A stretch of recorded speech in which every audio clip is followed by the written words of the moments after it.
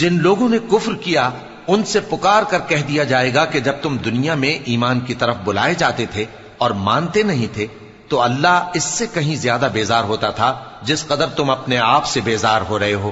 وہ کہیں گے کہ اے ہمارے پروردگار، تو نے ہم کو 2 دفعہ بے جان کیا اور 2 دفعہ جان بخشی، ہم کو اپنے گناہوں کا اقرار ہے، تو کیا نکلنے کی کوئی سبیل ہے؟ یہ اس لیے کہ جب تنہا اللہ کو پکارا جاتا تھا تو تم انکار کر دیتے تھے، اور اگر اس کے ساتھ شریک مقرر کیا جاتا تھا تو مان لیتے تھے۔ سو حکم تو اللہ ہی کا ہے جو بلند و بالا ہے، بڑا ہے۔ وہی تو ہے جو تم کو اپنی نشانیاں دکھاتا ہے اور تم پر آسمان سے رزق اتارتا ہے، اور نصیحت تو وہی حاصل کرتا ہے جو اس کی طرف رجوع کرتا ہے۔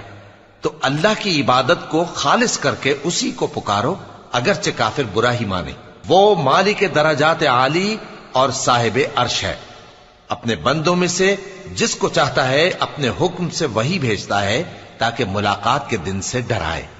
جس روز وہ نکل پڑیں گے ان کی کوئی چیز اللہ سے مخفی نہ رہے گی۔ سوال ہوگا آج کس کی حکومت ہے؟ جواب ملے گا اللہ کی، جو اکیلا ہے، بڑا زبردست ہے۔ آج کے دن ہر شخص کو اس کے اعمال کا بدلہ دیا جائے گا۔ آج کسی کے حق میں بے انصافی نہیں ہوگی۔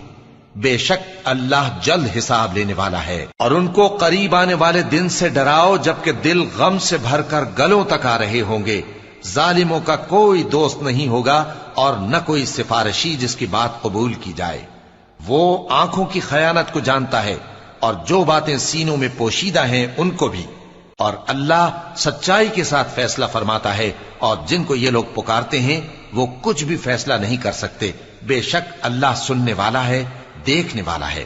کیا انہوں نے زمین میں سیر نہیں کی تاکہ دیکھ لیتے کہ جو لوگ ان سے پہلے تھے ان کا انجام کیسا ہوا؟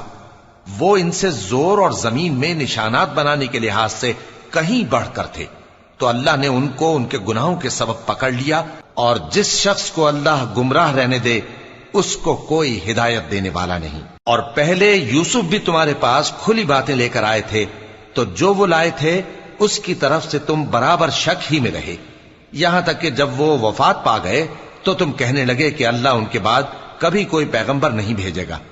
اسی طرح اللہ اس شخص کو گمراہ رہنے دیتا ہے جو حد سے نکل جانے والا، شک کرنے والا ہو۔